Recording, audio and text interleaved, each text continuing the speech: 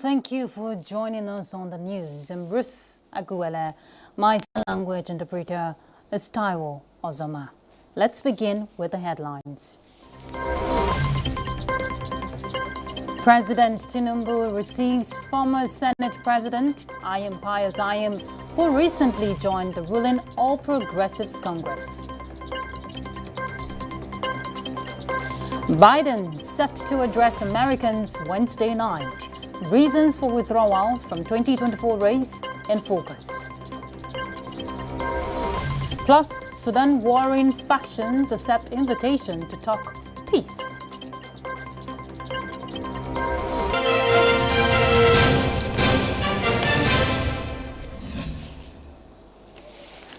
The Renewed Hope Livestock Reforms Committee has promised that Nigeria will have a report implementable towards solving the farmers' herders' clash in 2 weeks. Co-chair of the committee, Professor Ateru Jega, made the commitment after a meeting with President Bola Ahmed Tinubu at the State House. We'll bring you the details during the course of the bulletin.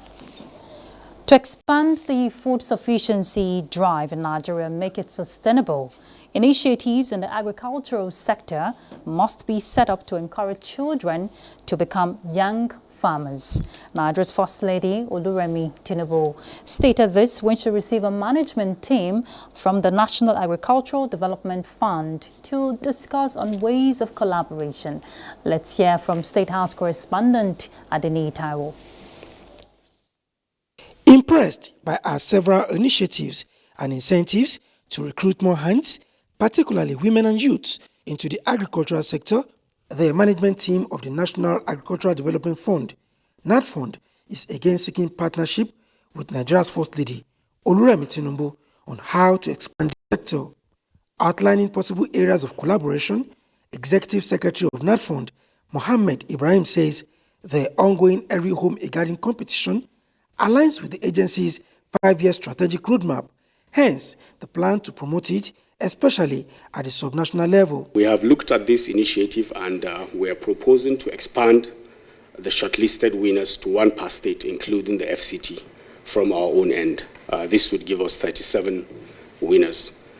These 37 state winners, we would want to see if we can support by giving them capacity building and take them through a retreat, sort of a mentorship retreat to expand and scale what they have. Welcoming the proposed collaboration, the First Lady called on the agency to devote its resources towards bringing children on board the Smart Gardening program. We have a lot to show the young children, and it's the time to do it, because once the children are able to get to it, it's very easy to bring it home. So I would really want partnership there. Your organization can do so much to train them. She called on state government to embrace the Young Farmers Club and promote it in schools. In a short while, the Young Farmers Club will be launched by Nigeria's First Lady. Now, when that is done, it will join other initiatives already launched by her to offer incentives and draw more Nigerians into farming. In the State House, Adeni Taiwo, NTA News. And still on agriculture, the federal government has constituted a committee for the implementation of the Nigerian Farmers Soil Health Card Scheme. Now, the initiative is to determine soil quality, management and crop specification. Let's hear from Musa Baba Aliyu. Soil is the next most important resource in farming after seeds. It provides the structural support for plants and also serves as a source of water and nutrients. It is as a result of this that the Federal Ministry of Agriculture and Food Security introduced the Nigerian Farmers Soil Health Scheme. Its objective is to define appropriate soil fertility, management practices, including cropping system and fertilization. The Minister of State for Agriculture and Food Security, Aliyu Sabi Abdullahi, inaugurated the technical committee that will implement the scheme. The National Executive Technical Committee shall be responsible for carrying forward the objectives of the scheme for evaluation, implementation, and monitoring. Specifically, they will do the following: identify beneficiaries, laboratories, especially from state, local government area, including private sector participation, in a transparent and time-bound manner. The members of the technical committee were drawn from the Institute of Soil Science Society of Nigeria, International Fertilizer Development Center, and All Farmers Association of Nigeria. I urge you to approach your responsibilities with efficiency, strong sense of duty, and determination to make the Nigerian farmers' soil health card scheme a resounding success. Once the soil health card is issued to farmers, blenders will be able to blend according to recommendations. This way we'll be able to eliminate black fertilizer application, which has been the bane of soil degradation in the country. This is a very good opportunity for us to be able to use soil and crop-specific fertilizers. The scheme will be implemented in 4 years. Musa Baba Aliyu, NTA News. In other news, President Tinubu has received former Senate President Ayim Pius, who recently joined the ruling All Progressives Congress, APC. The former Senate President was led to the State House by Governors Hope Uzodinma of Imo State and Francis Iwufuru of Ebonyi State. President Tinubu warmly received the Pius Ayim, who led the Senate from the year 2000 to 2003 and later served as Secretary to the Government of the Federation. That was from 2011 to 2015 under the administration of former President Goodluck Jonathan. Senator Ayim says he decided to join the APC for national interest.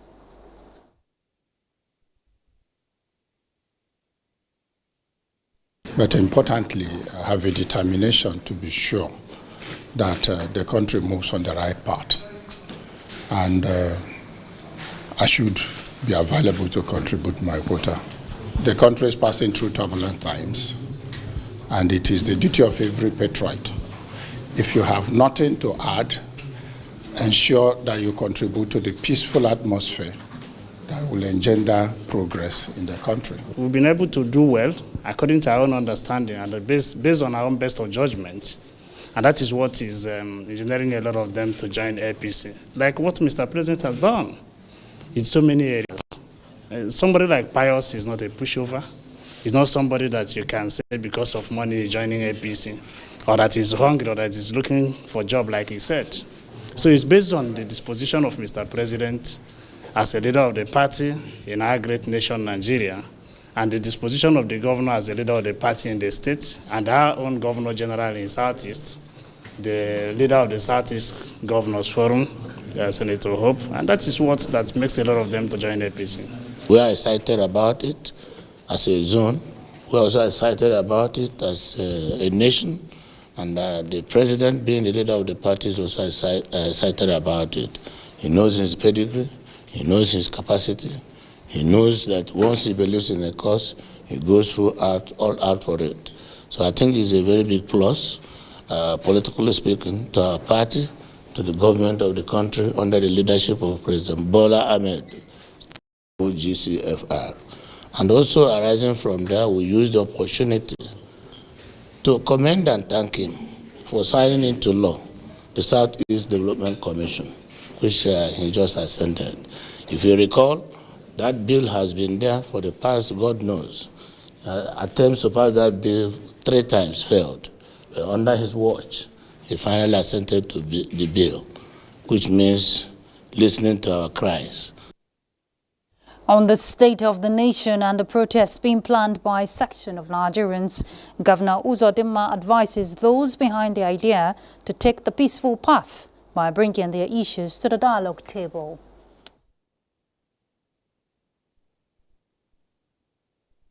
I have no reason for the protest. I think our advice, we're meaning Nigerians, citizens of this country who are making sacrifices. Some of us have paid the supreme price for the existence of this country. We should guide our country very jealously. I think it is a wrong time for anybody to do any protest, because the implication of doing that, if care is not taken, is that it may be hijacked, like the NSAS experience, where criminals now hijacked and innocently conceived agitation by young Nigerians. So this is another kind of temptation that I think too, that those behind the protest, because they have not been able to come out openly to say they are behind it, there is something that is a motive that is yet to be unraveled. So I think that we are not in support of the protest. We are not going to support any protest that has no programs, that is not discussed, that nobody knows what the problems are. Okay, if you are protesting, what do you want government to do? Because the reason for protest is that they want an issue to be addressed. What are the issues? So in my view, I think there is no need to overheat the polity, overheat our environment, and put our people in a position that the hardship that is occasioned by economic recession all over the world is further worsened. Deputy President of the Senate, Barau Jibrin, has expressed gratitude to President Bola Tinubu for his assent to the bill establishing the Northwest Development Commission. Briefing the Senate press corps on the development, Senator Barau, who is also the sponsor of the bill, now an act of the National Assembly, said it would further improve the development drive across the 7 states in the Northwest geopolitical zone, following the devastation to infrastructure and livelihood by bandits and kidnappers. The establishment of this commission will have a means of rebuilding this region and enhancing the life and livelihood of the people of the region. It's a good thing that the president has done for us. He has shown that he loves the people of the zone and indeed the entire people of this country, because whatever is done for any region is done for the entire people of Nigeria, because we are all connected as Nigerians. It shows that the president has a lot in stock for the development of this country. All right, let's take a break. We're back in a moment. Nigeria, a land of rich culture and diverse voices, where every voice matters. In times of disagreement, let's choose dialogue over discord. Together, we can find solutions through understanding and respect. Let's build a stronger Nigeria, one conversation at a time. Dialogue, not protest. Unity, not division. Nigeria, united in dialogue.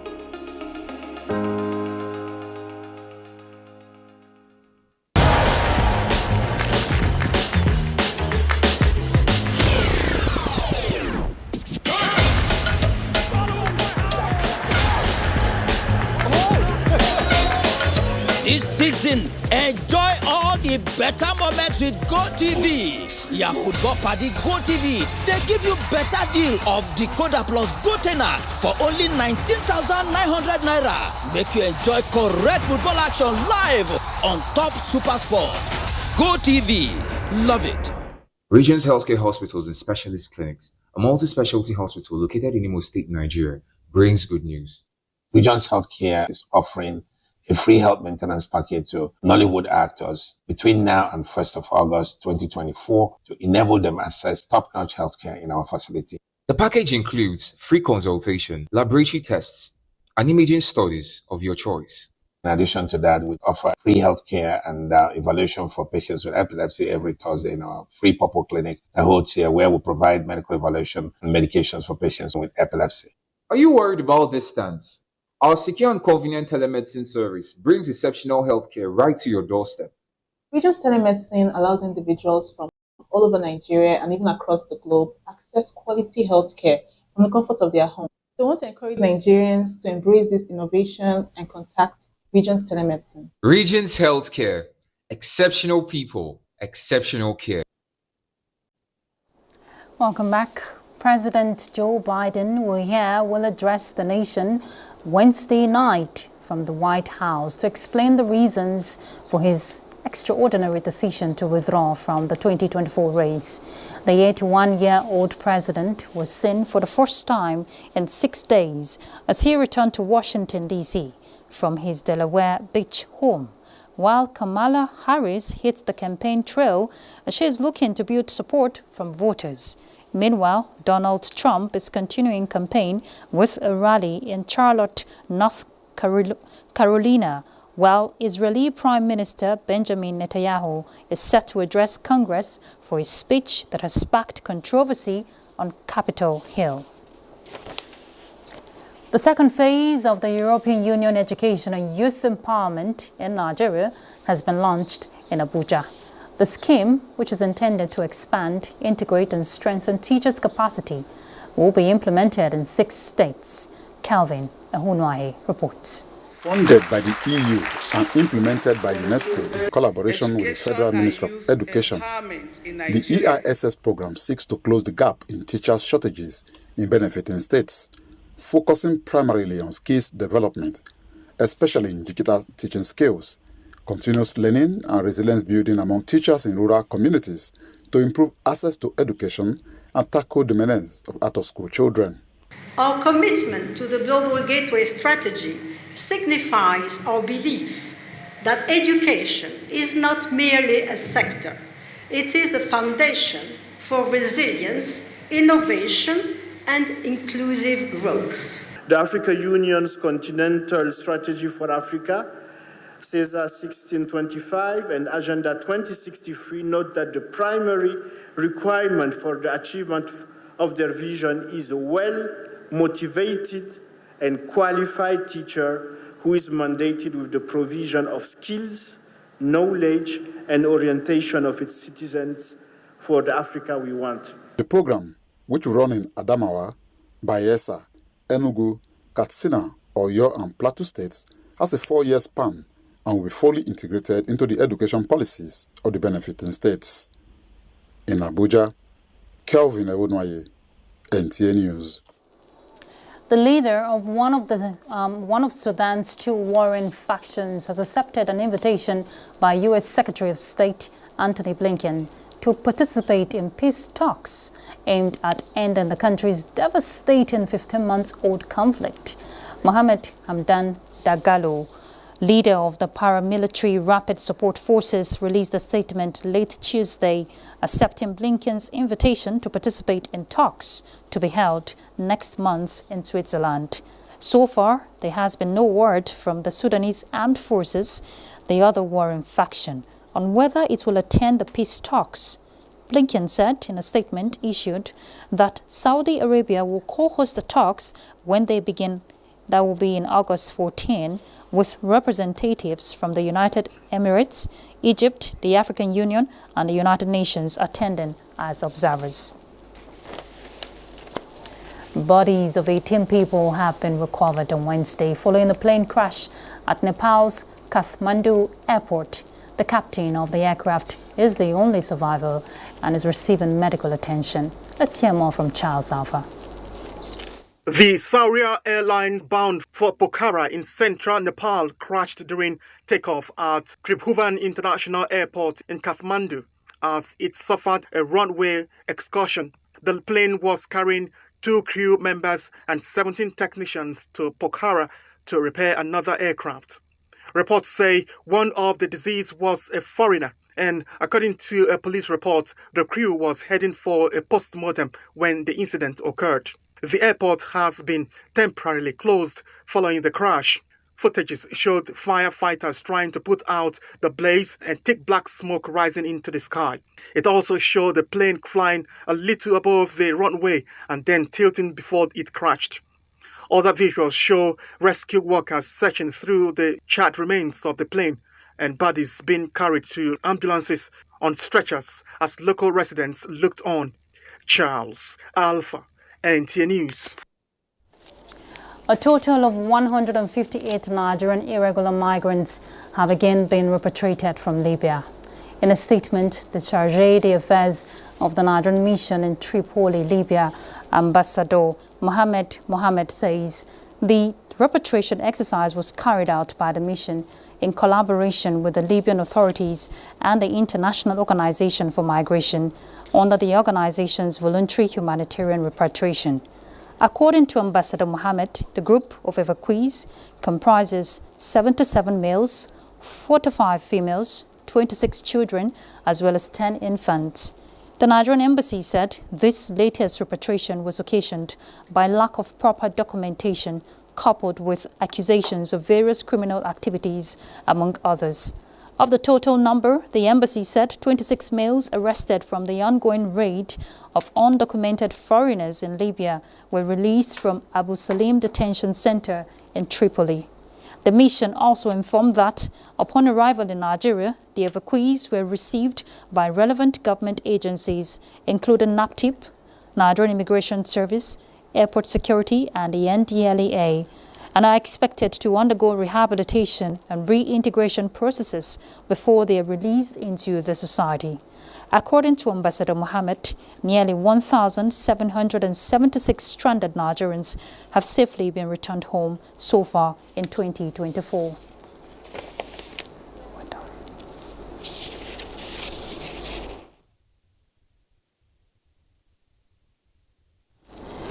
The Charismatic Bishops' Conference of Nigeria has dissociated itself from the proposed nationwide protests and wants actors to embrace dialogue. This was when the clerics paid a courtesy visit on the Minister of Information and National Orientation, Mohammed Idris. Salihu Gwanara reports. Welcome. The bond is increasing between the Charismatic Bishops' Conference of Nigeria and the Ministry of Information and National Orientation under the leadership of Mohammed Idris. In addition to the spiritual benefits from this kind of relationship, the bishops, on behalf of their more than 20 million parishioners nationwide, acknowledged the impact of the federal government and pledged their support.